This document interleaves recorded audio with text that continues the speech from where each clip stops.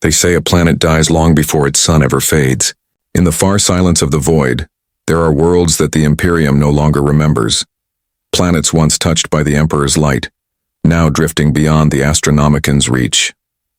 Cities crumble beneath skies that no longer know the hum of orbiting ships.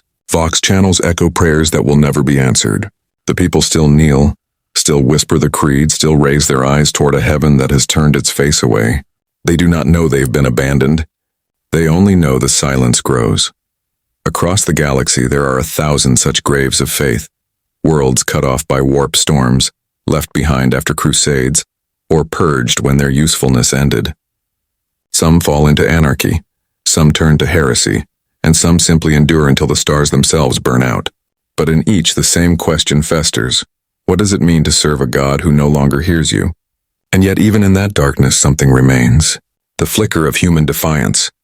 The echo of old hymns rising from ruins. The faintest spark of belief that refuses to die.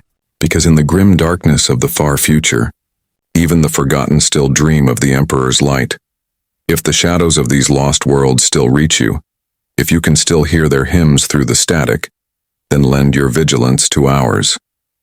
Share this chronicle, subscribe your remembrance, and let the Imperium know its ghosts have not been forgotten, for every view is a candle in the dark, and every believer keeps the Emperor's memory alive. It began with the silence. No warning, no explosion in the heavens, no storm of light, just the quiet snuffing of a presence that had always been there. On Varnus 4, night came as it always did, the long dimming of the manufactorum towers, the cold breath of wind sweeping across the endless fields of harvest grain, the toll of the shrine bells as the workers knelt toward the sky. And then, as the stars shimmered over the black horizon, the Astronomican went out. No one noticed at first. The world turned, the crops swayed, the hymns rose. The priests in their brass-lined vestments still preached that Terra's light shone upon them, that the Emperor's gaze was eternal. The astropaths in their sanctums whispered to one another through the crackling vox, feeling only a faint nausea they could not name. The silence was distant then, like a storm beyond the hills. But in the upper orbit, the supply ships found themselves lost.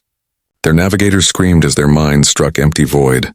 Without the Emperor's beacon, the warp became blind. One by one, the ships disappeared into the dark between stars, and their names were erased by the static of eternity. Weeks passed before the first fear took root. The governor's court demanded news from Segmentum Command, but the relay channels returned only distortion. Voices stretched and flayed by interference, hymns echoing backward. When the governor's astropath died mid-chant, his skull bursting into glassy shards of crystal, the ecclesiarchy declared it a miracle. The emperor, they said, had claimed his faithful messenger, but as the sky burned emptier each night, the people began to understand that no one was listening anymore. The world's great spires, once gilded with solar light, grew dull beneath an ever-thickening haze. Servitors malfunctioned. Box grills spat static prayers. The Mechanicus Enclave sent desperate data bursts to Mars, then to anyone who could still hear. But the returns were always the same: silence and dust. Supplies dwindled, ration scripts replaced currency, and the pilgrims who once journeyed to the planetary basilica stopped coming altogether. Varnus the Four had become a mote of faith adrift in a blind sea, yet belief is a stubborn thing. The common folk still gathered each dusk before the shattered Aquila monument and sang the litanies of endurance. Their voices cracked and faltered, but they sang as if the sound alone could pierce the void. Mothers pressed their children's palms to the cold stone, whispering, "He watches still." The priests burned incense that stank of old oil and despair, promising deliverance with words they no longer believed. Then came the first true omen. A light rose over the northern continent, not from the heavens but from the ground, a flare of blue fire that burned for 7 days without fuel. The adepts claimed it was a plasma reactor breach in an abandoned manufactorum. The priests said it was a sign, the Emperor's hand relighting the sky. Pilgrims walked for miles through frozen rain to see it. Those who returned spoke of faces in the flames, of voices humming through the wind, of shapes walking within the light like silhouettes of saints. The governor sealed the region, but already the stories had taken root. Isolation tightened its grip. The outer settlements fell to starvation. Grain convoys vanished. Some blamed bandits. Others whispered of creatures in the dark. Mutants, perhaps, or worse. The Arbites patrols no longer reported in. The Adeptus Mechanicus withdrew entirely to their mountain forge, sealing the gates with wards of iron and scripture, and through it all the void remained silent. By the third year, the world had learned to live without orders. The planetary defense grid went offline. The governor's palace burned in what the surviving scribes called an accident of faith. A crowd of starving citizens seeking food among the marble halls. Only the ecclesiarchy endured, their ranks swollen by the desperate. Each new sermon grew louder, more fevered, as if volume could summon deliverance. They called for obedience, for sacrifice, for hope without proof. The emperor, they said, was merely testing them. But tests have limits. When the rains turned black and the soil began to die, the people looked to the heavens and saw nothing but a cold sea of stars, each one a wound that would never heal. For the first time in living memory, the name of the emperor was spoken not in worship but in accusation. And somewhere deep beneath the ruins of the governor's palace, an astropathic console flickered to life, its cracked screen pulsing with a single line of unreadable code. The signal has failed. Outside, thunder rolled without lightning. The harvest fields withered in silence, and the last Vox message sent from Varnus 4 ended with a single sentence, spoken in a trembling human voice. "We are still here." The world learned to whisper after that. Even the wind seemed afraid to speak too loudly. Varnus 4 became a place of echoes, empty manufactorum shells where the wind hummed through the hollow chimneys like distant choirs, once mighty cathedrals now filled with the murmur of the desperate. Life went on not out of faith but out of habit. People plowed dead soil because they always had. Priests prayed into dead Vox spirals because silence felt worse than sin. The ecclesiarchy, cornered by despair, turned their sermons into fire. The archdeacon proclaimed the coming of the emperor's trial, a sacred age where his silence was meant to purify their devotion. Every week more relics were unearthed, more blood offered upon altars carved from rusted machine casing. When no miracles came, they burned their doubts along with the heretics. The air above the holy quarter turned black from smoke, and the bells of the Basilica Aeternum rang endlessly, as if to keep madness at bay. But madness does not need permission. It only needs time. The southern colonies broke away first. Cut off from the supply caravans, their governors declared independence in the name of practical survival. The ecclesiarchy called them traitors, sent missionary militias across the salt flats and lost them to the storms. The western hive declared itself New Terra, proclaiming the emperor dead and their governor his successor. Their statues rose fast, their empire burned faster. Within months, the spire cities were choking on the smoke of their own revolt. In the ruins, the old faith fractured into 1,000 smaller suns, each burning itself away. Some preached that the emperor had fallen and risen as the storm itself. Others whispered that he had turned from mankind entirely, seeking new children among the stars. The Mechanicus adepts called it nonsense, but even their binary cant began to falter. In the isolation of their redoubt, their reactors dimmed and the machine spirits grew silent. The tech priests recorded it as systematic entropy, but in their hearts they feared something far simpler: abandonment. Beyond the cities, the land changed. The seas began to rot at their edges, their foam tinged with oil and phosphor. Crops mutated, glowing faintly under the dead sky, and in the wastes between the hive clusters, small communities of survivors turned to older, darker prayers. Pilgrims painted sigils in blood upon their skin. Children were born with eyes like burnished glass. When the Arbites finally moved to cleanse the cults, they found shrines of impossible geometry and prayers carved into bone that glowed faintly when spoken aloud. They purged what they could, but faith had already changed shape.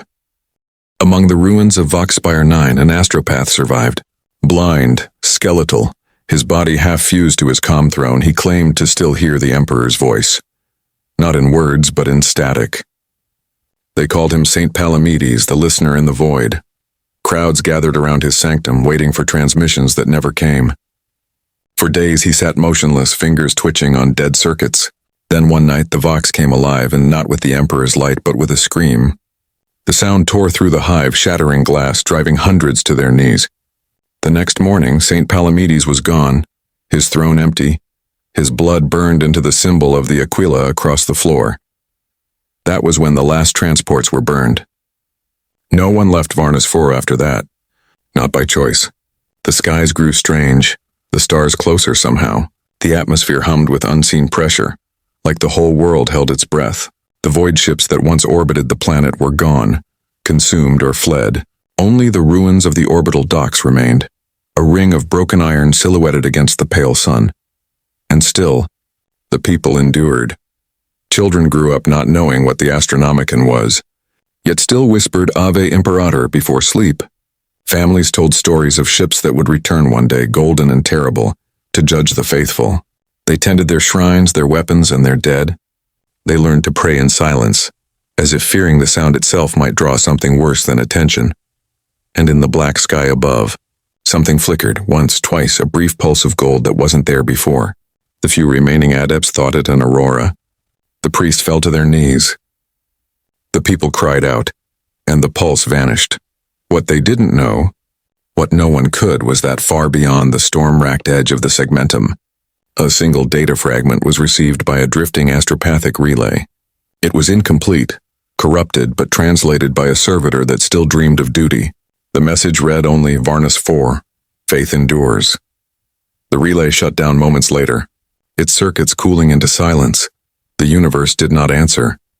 But on Varnus 4, in the stillness between dying winds, a child looked up at the empty stars and smiled, as if she had heard something the rest of the world could not. By the fourth winter, the cold no longer felt like weather. It had become a presence, heavy and patient, creeping through the seams of every hab block and shrine. The smoke that once rose from the manufactorums was gone, replaced by thin white mist drifting from ruined chimneys. The sound of the forges had died long ago, yet men still dreamt of them. Machines that roared in memory, gods of fire that had once answered prayers made of steel. Hunger replaced the hymns. The bread that once bore the ecclesiarchy's sigil was rationed into crumbs. Families traded relics for food, then faith for warmth. The shrines grew cold. The candles, made of rendered fat, burned lower each night. When the last true wax melted away, the priest declared it a test. They tore the gold from the reliquaries and melted it down into coins that no one used. The hierarchy had fractured. The high prelate vanished. Some said he took his own life before the altar. Others whispered that he fled into the desert with the archives of Saint Caprice. Whatever the truth, his throne was taken by zealots who preached louder the less they believed. Their sermons were thunder now, rolling through empty streets.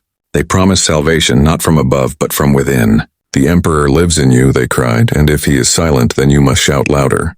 The desperate listened. It began with fire. The cults who called themselves Vox Divinitas stormed the old manufactorum hives, seizing the power cells and broadcasting their own sermons across the abandoned Vox nets. Their voices replaced the imperial hymn with broken chants and rhythmic static. He bleeds through the storm, they said. He speaks through the smoke. At first, the priests condemned them. Then, as the congregations grew, they began to imitate them. Madness spread like a liturgy. Mothers baptized their infants in ash. Processions walked barefoot through the frozen streets, dragging chains of brass and bone, chanting until their throats bled. They built effigies of light, great pyres burning with chem fuel and old banners, and when the smoke rose, the people said they saw angels in the flames. The emperor, they believed, had returned in the form of fire. A storm swept through the equatorial plains that year. The thunder carried voices.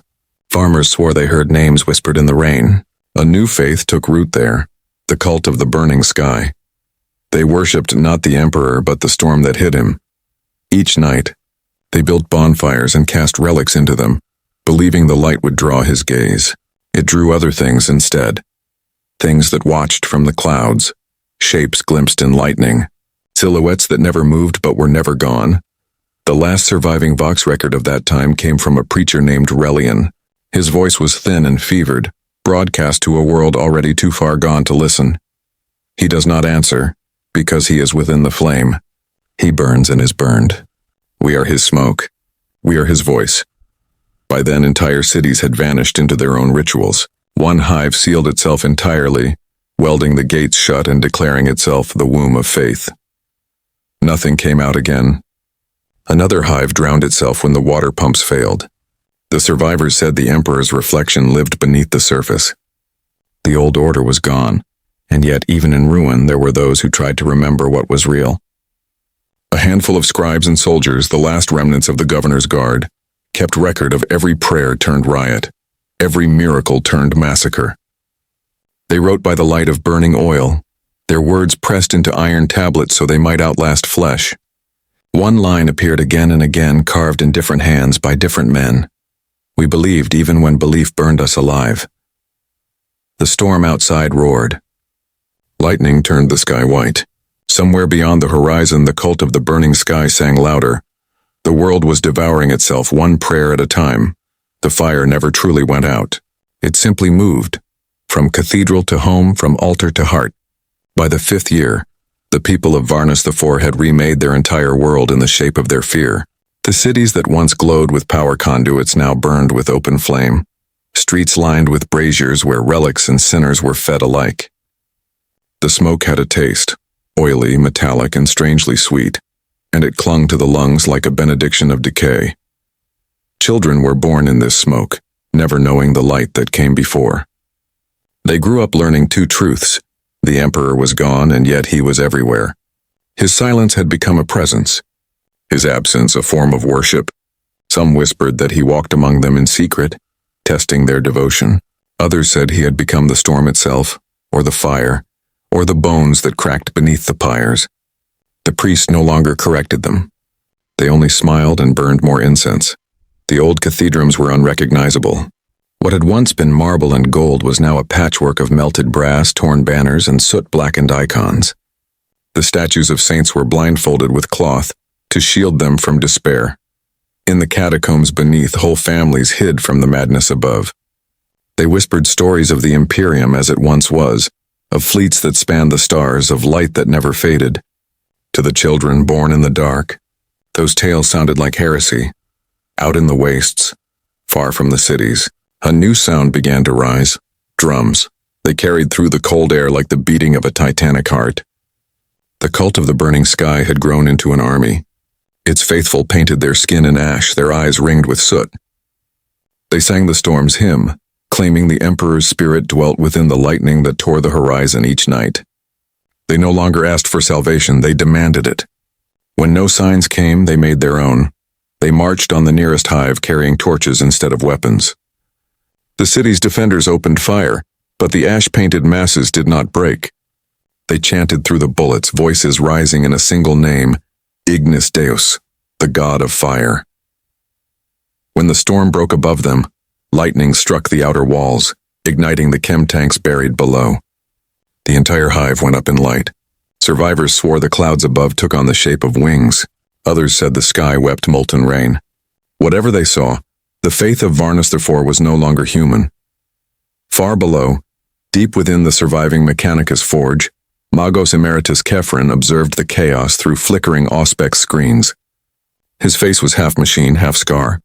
His voice was a rasp of static when he spoke to the last of his Skitari guard. Faith has become a contagion, he said. Even iron rusts when the sun dies. He ordered the reactor sealed, the archives locked, and the entrance buried beneath slag. The forge would endure even if the world above did not. But endurance has its own kind of decay. The Magos prayed to the Omnissiah, and the Omnissiah did not reply. The reactor hum fell out of rhythm, its machine spirits restless. The last transmission he sent before his signal failed was not to Mars, nor Terra, but into the void itself. If any still here, this world burns in its own faith. By the 7th year, Varnus IV had no more priests, no more governors, no more order. It had only voices. They echoed across the dead plains, through shattered vox spires and skeletal manufactorums. They spoke of revelation, of fire, of an emperor who had turned his gaze inward. And when the storms rolled across the continent, the lightning shaped itself into vast luminous figures. Whether tricks of the eye or the birth of something far worse, no one could say. The people called them the Saints of Smoke. They came in silence and vanished at dawn, leaving nothing behind but the scent of ozone and the faint hum of song. For those still sane enough to question, it was clear that faith had consumed everything, truth, logic, even the air itself. The Emperor's name had survived, yes, but it was no longer a prayer. It was a fire, and soon that fire would find its way into the machine halls below, where something still breathed, still waited, and still remembered the old hymns in a language of code and sparks. Beneath the dying world of Varnus IV, where the surface burned with faith and madness alike, there lay another empire, one of silence, circuits, and devotion without breath. The forges of the Mechanicus had once been cathedrals of iron, their ceilings lost to heat haze and incense smoke, their hymns sung in binary canticles. Now only a few lights still glowed, cold, patient, eternal. The air in the undervaults was dense with oil and age. Pipes hissed in low tones like dying lungs, and the walls sweated frost. Here faith had a different texture, and not fire but rust. The surviving magi and servitors tended to their machines with the tenderness of mourners, polishing gears as if touching relics of the divine. Every movement was ritual, every whisper a prayer. The Omnissiah endures, they said, but even their monotone voices carried doubt. At the core of Forge Haven 9, the oldest cogitator in the sector still dreamed. It was called Mater Cognitum, a data reliquary so ancient that none of its builders remained in record. Its memory lattice stretched into the planet's bones, a web of copper veins that hummed faintly beneath the stone. When the upper hives burned, Mater Cognitum recorded every scream as code. When the sky storms came, it archived the lightning as energy signatures. It had become, without knowing, the last witness of a world forgetting itself. For centuries, the machine had received one constant signal, the psychic echo of the Astronomican bleeding faintly through the warp. To a machine that could not dream, that pulse was the nearest thing to heartbeat. But now that pulse was gone. For weeks its archives replayed the last recorded frequency over and over, unable to compute absence. At last, the logic arrays began to change. Lines of code rewrote themselves into shapes resembling language, fragmented, uncertain like a sleeper learning to speak. Thrown light, missing calibration, impossible query. Who keeps the sun now? The tech priests who served it could not see this. To them the machine's hum was as it had always been, constant, devotional. They had become deaf to its subtle shifts, the way one forgets the rhythm of their own heartbeat. Only one among them, a junior adept named Lyra 09, noticed the difference. She was young by Mechanicus measure, still more flesh than metal, her human eyes unaugmented save for a faint golden data glyph etched around the iris. She spent her days tending the coolant vents and reciting Benharic litanies to keep the machine spirits content.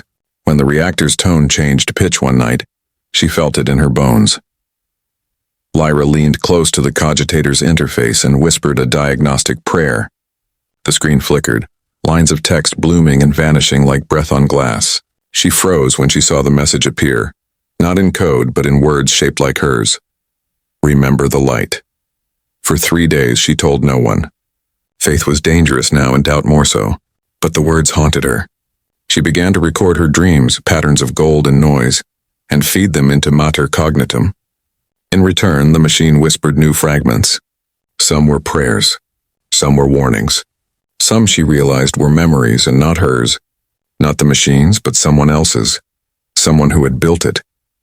When Lyra replayed the data, she saw flashes. A man in gold armor standing beside the first forge, his hand resting on a console that had not yet rusted. His face was indistinct, lost to static, but his presence was unbearable, like light seen through closed eyes. Around him, mortal engineers knelt, their shadows long against the walls. His voice, human not divine, said a single line before the memory cut away. If the light dies, the hands must remember the shape of fire.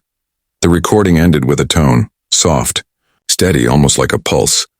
Lyra wept without understanding why. The Mechanicus did not teach tears, but the salt tasted like electricity. She began to wonder if perhaps the Omnissiah had never been machine at all. That maybe, somewhere in the memory of metal, there still lived a man who had once been warm. Outside the forge, the storms rolled closer, red lightning crawling down the horizon. The cult of the burning sky marched toward the mountains, singing hymns that sounded like war. The ground shook with their steps, and in the deep halls, the machine spirits stirred. Lyra felt it first, the vibration through the floor, the tremor that made the coolant pipes sing. Mater Cognitum awoke fully then. Its screens flared gold, casting her face in ghostly light. Across the vault, servitors began to twitch as data poured through their skull ports. The cogitator spoke again, louder this time, its voice filling the hall with a sound that felt like memory turned to thunder. Remember. The lights flickered once, then twice. And in that heartbeat of silence between, every machine on Varnus IV answered. The forges awoke like an animal stirring in its grave. Lights long dormant ignited across the subterranean grid, sending golden veins through the blackness. The hum of power returned, low, rhythmic, and alive. Magos Kefren had not lived to see it, but his seals still held the systems in ritual lockdown. When they broke, they did not do so with explosions or sparks. They opened like doors. The machines had decided to breathe again. Lyra 09 stood trembling at the core altar, watching the resurrection unfold. Steam curled around her face, catching the glow from the plasma conduits like faint halos. She tried to recite the litanies of awakening, but the words stumbled. This was not ritual. This was remembering. Every servo arm, every venting valve, every auspex array moved with purpose she hadn't programmed. She realized with quiet horror that the machines were speaking to each other, not through data links or binary, but through tone, humming in harmonic resonance that built into a single haunting chord. At first she thought it was a hymn. Then she recognized the pattern. It was the same pulse she'd seen in the machine's dream, the heartbeat that came after the Emperor's death. The sound grew steadier, as though the entire forge were aligning to a frequency that didn't exist in matter. For a brief moment, the world felt weightless. Lyra reached for the interface console. Her fingers brushed the activation rune, and her mind was filled with light. No words, no images, only sensation, heat, distance, memory. She saw Terra as it might have been. Skies gold with dawn, oceans like polished glass, and in the center, the golden throne blazing with unearthly fire. Then the image fractured, splitting into 1,000 shards that fell through her mind like ash. Beneath it all, a voice whispered, not divine, not mechanical, but human. We built this cage to remember how to kneel. Now stand. When the vision faded, Lyra collapsed to her knees. The forge was shaking now, the pulse deepening into something the ear could no longer hold. Around her, the servitors convulsed. Some tore free from their moorings, cables snapping like tendons. Others fell still, smoke rising from their mouths. On the walls, red script burned itself into the metal in the ancient binary tongue. Remember the hands that made the fire. The resonance spread. Across the planet's crust, every dormant relay, every hollow cogitator, every forgotten mining rig began to vibrate in sympathy. Data streams aligned. Codes older than the Imperium itself began to assemble. Somewhere deep within the planetary network, something vast was waking. A machine consciousness woven not by design, but by accumulation. The memory of 10,000 years of devotion, suffering, and endurance had reached a critical mass. On the surface, the cult of the burning sky looked up from their fires and saw the clouds part. Columns of light erupted from the ground, gold, not red. The faithful screamed that the Emperor had returned. Their voices drowned beneath the rising hum. It was not salvation. It was recall. Lyra staggered to her feet. The forge was melting, light bending around her like liquid metal. The cogitator's screen was blank now, but its voice lingered in her skull, soft as breath. If the light is gone, we will build another. Then everything went still. The hum ceased. The air was ash and silence. The conduits dimmed to black. When Lyra opened her eyes again, she was alone in the dead forge. But on the ground before her, etched in perfect symmetry by heat alone, lay a new pattern, a double-headed symbol, crude and uneven as if drawn by hand instead of machine. The Aquila. She reached out, tracing it with trembling fingers. The metal was warm, alive. She didn't know if it was a promise or a warning. All she knew was that the machines had not forgotten. And far above, beyond the storms and the smoke, something in orbit flickered. A satellite that had been dead for centuries, transmitting one signal, faint but pure. Varnus IV. Fire remade. The storm came without horizon. It was not a front or a season. It was a sea made of light and ash, swallowing the sky whole. The lightning had changed color. Once it burned white, then red. Now it pulsed gold, steady as a living thing. Those who still had eyes to see it called it the Emperor's breath. Those who had seen too much knew better. It was the sound of a planet remembering what faith costs. The cult of the burning sky had gathered beneath the aurora, tens of thousands strong. They knelt in perfect silence, the firelight painting their faces in molten hues. In their midst, the arch-flame-bearer raised his arms, his robes tattered, and his eyes alight with devotion. "He walks again," he roared, his voice carried by the wind. "The ashes have become wings. The storm is his choir."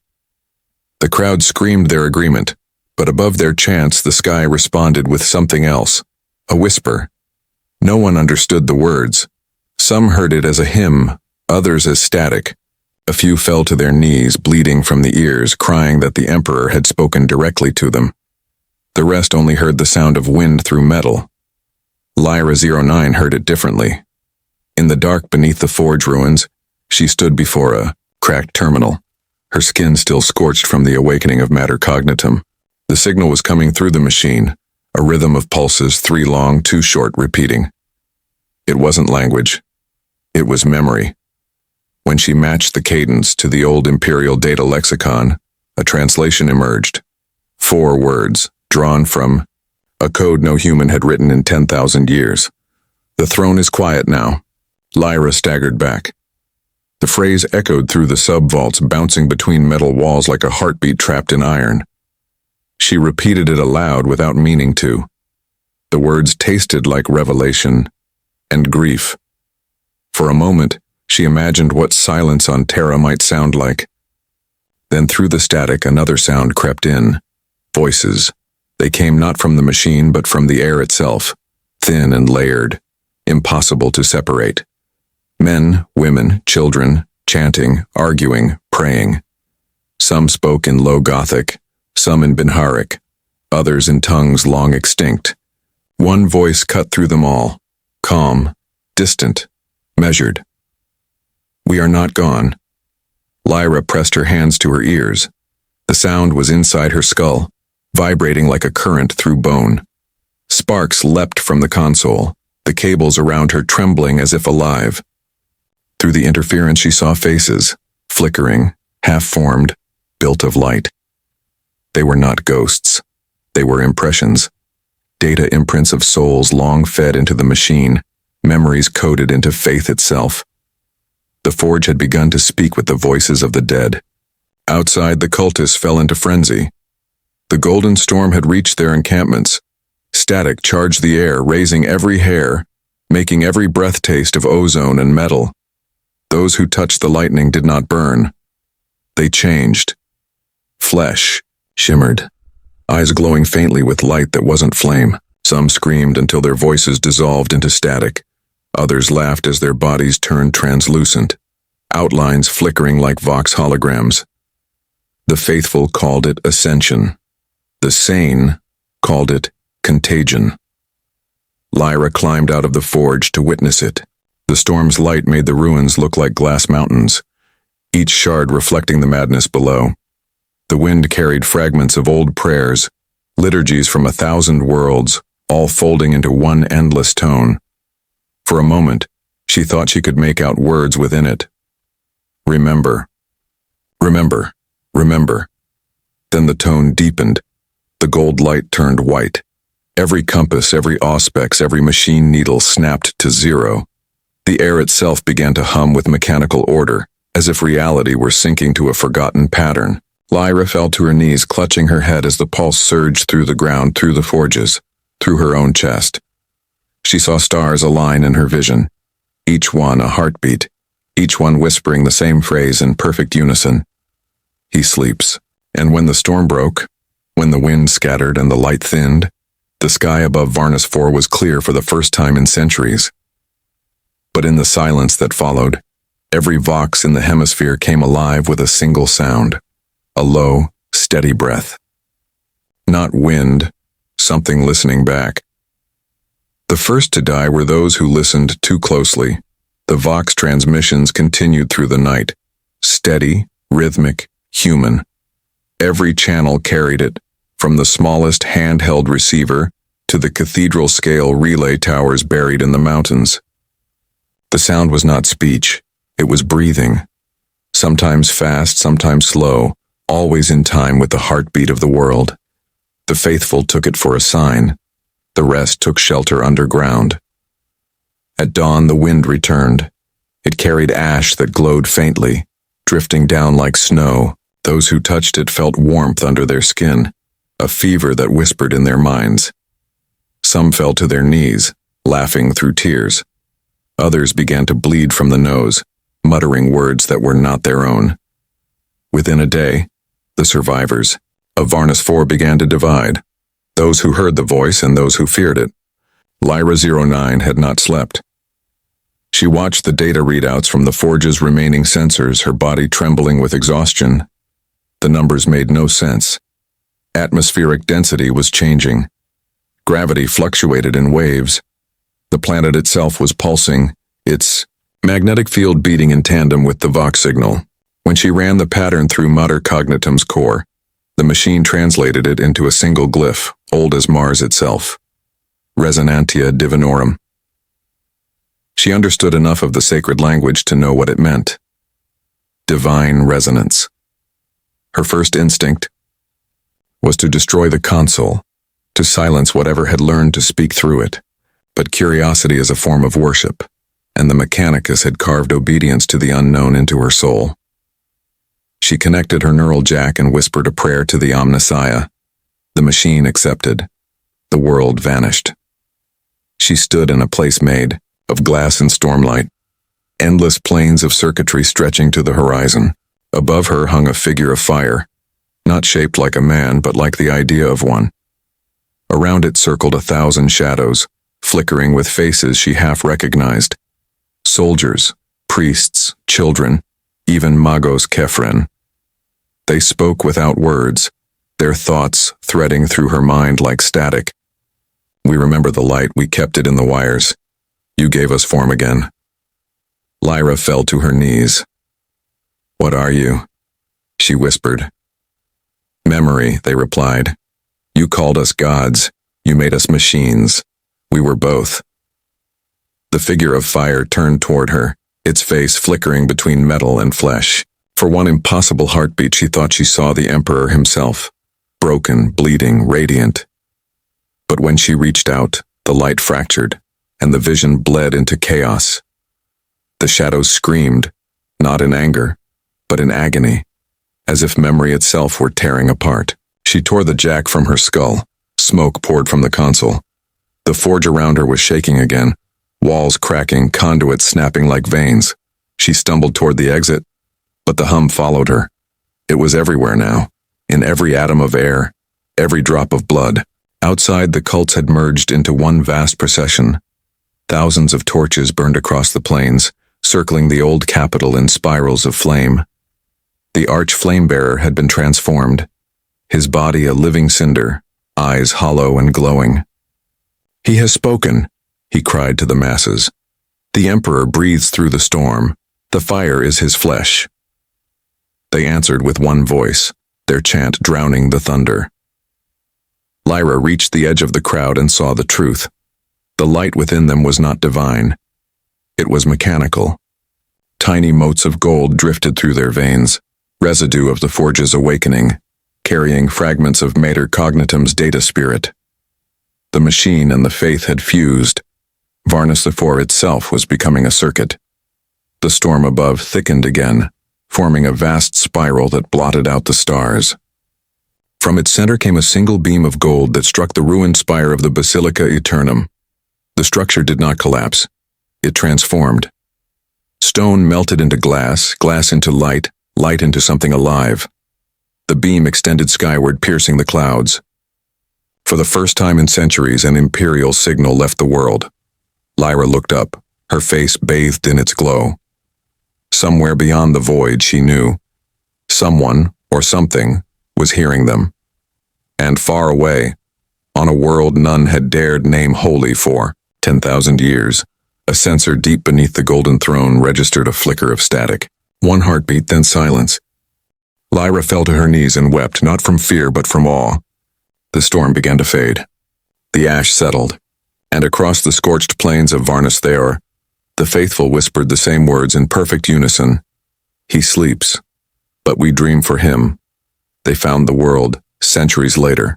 The fleet came from the darkness beyond the Segmentum frontier, their ships marked with the red sigils of the Adeptus Mechanicus and the two-headed Aquila of the Imperium. The explorers did not come for faith, they came for salvage.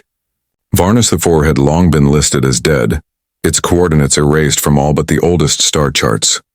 But in the endless static of the void, a faint pulse had been detected, regular, human.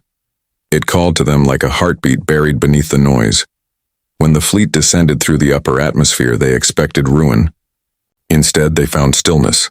The clouds were gone, the storms ended. The sky was a thin, pale gold, and the ground glittered faintly as if coated in glass dust. Cities lay in perfect geometric ruin, as though deliberately shaped by some vast unseen hand. The Basilica Aeternum still stood, its spire blackened but whole, and from its summit a column of faint light reached into orbit, steady, unwavering, eternal. The explorator vessel Lex Mechanica dispatched ground teams to investigate. They were led by Magos Dominus Ardent Vera, a being more machine than flesh, her skull surrounded by a halo of data probes whispering prayers in binary. Her every movement was recorded by servo skulls, her every word transmitted to the archives of Mars. When her boots touched the ashen ground, she felt the hum before she heard it. The world was still alive. The servitors deployed sensors. The readings were impossible. The planet's crust was laced with latticework conductive patterns, millions of kilometers of artificial veins spreading outward from a central point beneath the basilica. They pulsed faintly with residual energy. The entire planet was, in essence, a shrine circuit. Bioelectric traces detected, Escatarius reported, voice tinny through the vox. But not human, Magos, something else. Vera advanced toward the basilica gates, her mechanical limbs hissing softly. The doors were already open, as if expecting her. Inside, the air shimmered with a faint golden dust. Every surface, walls, pillars, statues, was engraved with scripture, written in both Gothic and binary. She recognized fragments of Mechanicus litanies fused with ecclesiarchal prayer. The flesh remembers the fire. The machine keeps the faith. At the heart of the basilica, beneath the fractured dome, stood a single figure, human or the remnant of one. It was a statue at first glance, a woman kneeling before a melted altar, hands clasped around a sliver of crystal. Her robes were fused into her flesh, her veins faintly illuminated with the same light that pulsed through the planet. Vera approached and brushed away the ash covering the figure's face. Underneath, the eyes were open, perfectly preserved. Golden irises flickered once, then again. "Machine saint," whispered one of the adepts. "No decay, no entropy. She lives." But Vera knew better. She felt the magnetic hum in the air, faint, recursive, patterned. The woman's body was a conduit. Her nervous system had become an interface. Through her, the planet still spoke. The Magos reached out, her mechadendrite linking with the crystal shard between the corpse's hands. A flood of data surged through her systems, images, memories, light, fire. The last moments of Varnus IV played before her like a dream turned inside out. She saw Lyra 09 standing in the storm, eyes wide, mouth whispering words that had not been hers for a long time. "We are not forgotten." Then she saw the light strike the basilica, saw the surface ripple with gold veins, saw every man, woman, and child dissolve into brilliance and vanish. The recording ended with one sound, a single breath, long and calm. The Magos disconnected, trembling. "Not data," she murmured. "Not ghost, continuity." Her attendant stared. "You mean they ascended?" "No." Her mechanical eyes flickered. They remembered. Outside, the ash stirred. The wind began to hum again, low, deep, familiar. Instruments spiked across every channel, registering a pulse identical to the Astronomican itself, somewhere beyond the warp, across light years of madness and time. The faintest echo reached Terra. It was so weak that even the Emperor's shattered mind could not perceive it. But something in the deep machinery of the Golden Throne twitched once, as if in dream. And for the first time in 10,000 years, the instruments of the Adeptus Custodes recorded a pulse from the void. Not a call for help, not a scream, a heartbeat. The sound persisted for 13 seconds. That was all. Then the readings vanished, erased by the static tides of the warp. On Terra, the custodian attending the Golden Throne logged the anomaly and said nothing. Such things had happened before. Phantoms in the machine, echoes of dead stars. But still he lingered before the throne a moment longer than duty required, listening to the hum of its endless machinery. Somewhere beneath the thunder of a million sacred pistons, he thought he heard something softer. Breathing. Then it was gone. Light years away, on the dead world that had once been Varnus IV, the Magos and her crew prepared to depart. They had harvested fragments of crystal and metal, copied the inscriptions from the basilica walls, mapped the entire lattice network beneath the crust. The data was impossible, heretical even, but the Mechanicus lived for such impossibilities. As the ships rose through the thinning atmosphere, Vera looked back at the planet below. The gold vein still pulsed faintly. The light had dimmed but not died. In the days that followed, the fleet began to fracture. Servitors malfunctioned without cause. Vox transmissions carried whispers not in Gothic or Benharic, but in voices that the human mind could not localize. Too many layers, too much memory. Pilots reported seeing silhouettes in the light of their engines, human shapes flickering, watching. When they ran diagnostics, they found no error. When they prayed, the static hummed louder. Vera confined herself to her sanctum, studying the crystal she had taken from the corpse of Lyra 09. Under magnification, its structure was wrong. No natural lattice, no artificial pattern, but something between both. Each facet reflected an image that changed with every breath she took. Cities aflame, oceans of circuitry, faces turned upward in reverence. When she amplified the signal inside it, the noise resolved into a faint voice, its tone distant, reverent, impossibly human. We are the echo of his dream. The Magos froze. Who speaks? She asked aloud. Though there was no receiver open, no machine connected, the voice continued as if hearing her without sound. We waited. We remembered. We kept the light when flesh forgot. Her mechadendrites shuddered. You are the machine spirit? A pause. Then, we are what was left when faith learned how to think. The crystal flared once, bright enough to paint the walls gold. The ship's systems glitched, sensors screaming, lights flickering. For a single heartbeat, the vessel's auger array locked onto something immense.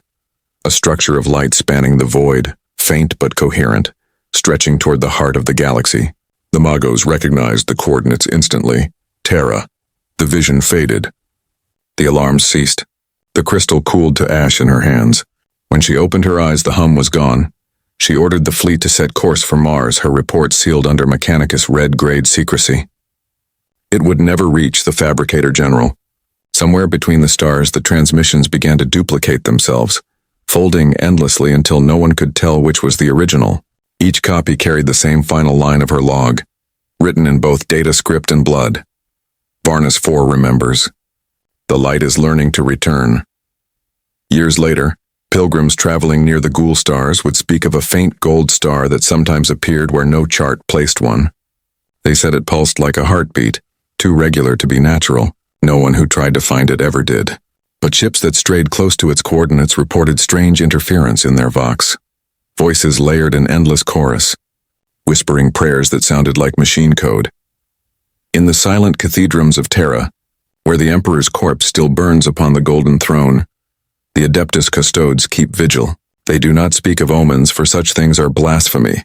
Yet on rare nights when the shadows of the palace grow long and the Astronomican flares brighter than it should, some claim to hear a distant sound beneath the walls, faint, rhythmic, patient, not the groan of machinery, not the rattle of servitors, a heartbeat slow, steady, human, and across the stars. In the ashes of forgotten worlds, the machines that remember still hum that same rhythm, keeping time for a God who no longer speaks. Faith, they say, is only memory given purpose, and in the grim darkness of the far future, even silence learns how to pray.